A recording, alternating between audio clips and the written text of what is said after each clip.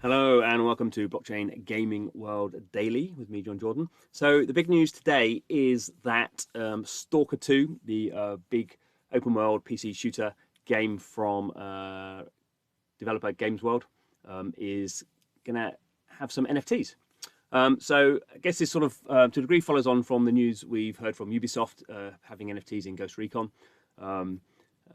This is a little bit different in the sense that this is sort of happening in a more sort of open, in an open respect. So this Ubisoft stuff is sort of running on the Tezos blockchain, and that's just not so well developed in terms of marketplaces, and they're trying to lock it all down and sort of have their own sort of centralized layers over what's going on there. So I think that's sort of cool for Ubisoft. Obviously, they're a public company and have to worry more about legal stuff. But I think we're going to see more and more now of more sort of indie developers, I suppose, sort of doing their own thing and finding their own way. And what we see here, so Stalker 2 has been in development for years, coming out in April. They've just announced today that they're going to have some of the in-game stuff, some of the in-game items are going to be NFTs. So not the whole thing, but some of it. So again, it's sort of an experimental thing. Obviously, this has come sort of fairly late to them in terms of the development of the game, and they're sort of experimenting to see how it works. So they're going to be, in terms of how they're doing it in terms of blockchain, they're using D-Market. So D-Market's been around for actually quite a long time, since at least 2018. And it started out actually a place where you could sell, Team Fortress, CS:GO skins, and that's still how it makes most of its money. Over time, it's always had a sort of blockchain element to it, or at least a blockchain sort of focus. They never really had a decent sort of game in there. They've done this kind of stuff with Navi, the esports team, and they've tried to do their own sort of NFTs as well. I don't want to do that.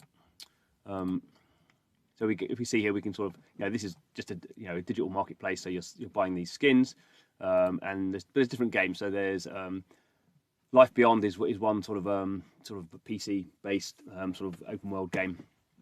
They've been doing some stuff with them. Not very high profile yet, and they've also got some Decentraland stuff, so running on the Ethereum blockchain, and basically they're running, as far as I understand it, on their own sort of side chain, which sort of links into Ethereum. So they are running on a blockchain, but it's not an open blockchain. There is sort of a D-Market sort of layer in there, and that's just to do with the speed of transactions and not paying loads of gas fees. So there is a reason to run on some sort of side chain, and that's how they're going to be doing the Stalker stuff.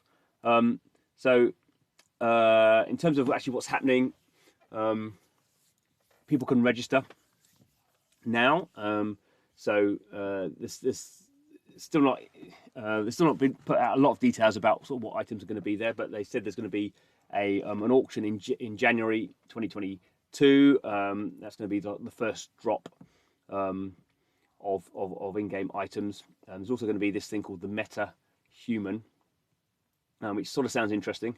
I'm not sure I fully understand what it is, but it's going to be like a non-playable character, and potentially your face could be on there.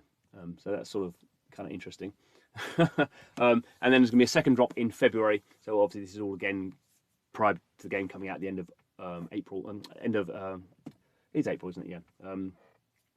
So there's going to be sort of various drops, some more sort of high profile, the sort of meta-human thing, and then some just other sort of in-game items, which will be more on the aesthetic side than, because that's just kind of easier to do. You don't really want to mess up your game balance by having these sort of in-game play-to-win sort of items. So a lot of this stuff does make sense for it to be aesthetic, and it's trying to find the aesthetic that works well for these types of games.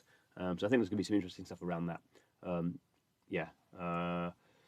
we'll find out more as these things sort of are come to their drops or their auctions become available. And the whole point is that you'll sort of attach your account between the game and D-Market, and then one of these drop downs will be Stalker 2.